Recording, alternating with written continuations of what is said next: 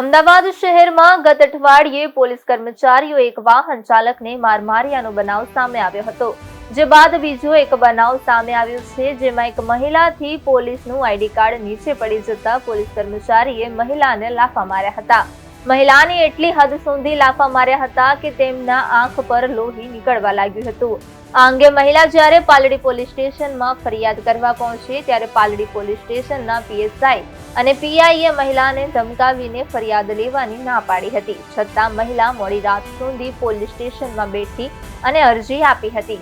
અમદાવાદની traffic police વિવાદમાં સપડાતી રહે છે, ત્યારે વધુ એકવાર વિવાદ સામે આવ્યો છે, જેમાં ટ્રાફિકના પોઈન્ટ પર ફરજ બજાવતા પોલીસ કર્મી જયંતિ ઝાલાએ યુવતીને લાફો મારી દીધો છે અને મામલો વિચકાયો હતો. તો આ પોલીસવાળો યુવતીને લાકડી લઈને મારવા જતો હોવાની પણ વાત સામે આવી છે.